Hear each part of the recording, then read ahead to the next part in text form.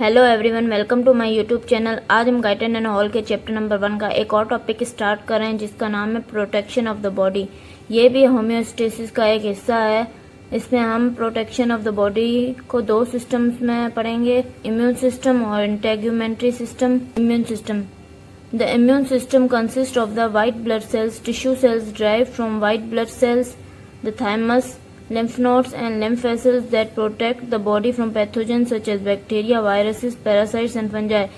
Immune system में क्या क्या होता है? इम्यून सिस्टम में व्हाइट ब्लड सेल्स होते हैं, WBCs, और जो tissue cells white blood cells से ड्राइव होते हैं वो होते हैं, और थाइमस होता है, लिम्फ नोड्स होते हैं, लिम्फ वेसल्स होते हैं। ये सब चीजें मिलकर बॉडी को प्रोटेक्ट करती हैं पैथोजन से जो हमारी बॉडी में एंटर होते हैं, जैसे बैक्टीरिया है, वायरसेस है, पैरासाइट्स हैं, फंजाई हैं। इन सब से प्रोटेक्ट करती हैं ये सब चीजें। The immune system provides a mechanism for the body to distinguish its own cells from foreign cells and substances, and number 2, destroy the invader by phagocytosis or by producing sensitized lymphocytes or specialized proteins, example antibodies that either destroy or neutralize the invader।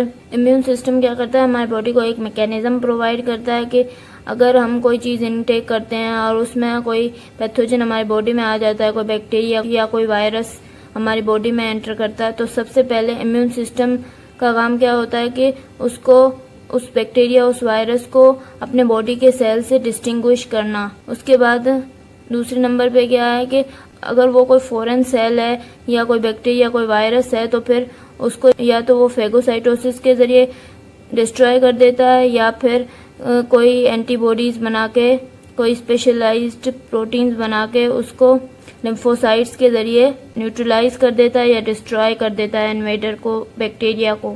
तो ये immune system हमें इस तरह protection provide करता है।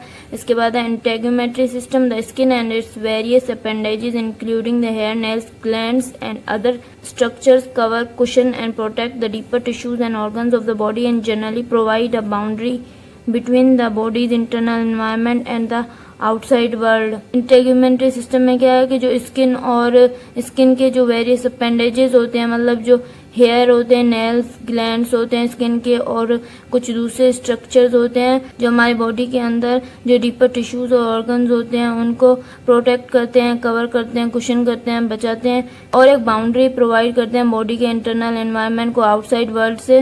The integumentary system is also important for temperature regulation and excretion of wastes, and it provides a sensory interface between the body and external environment। जो हमारा integumentary system है वो temperature regulation में भी एक बहुत अहम किरदार अदा करता है, और एक्सक्रीशन ऑफ वेस्ट में भी ये बहुत इंपॉर्टेंट है।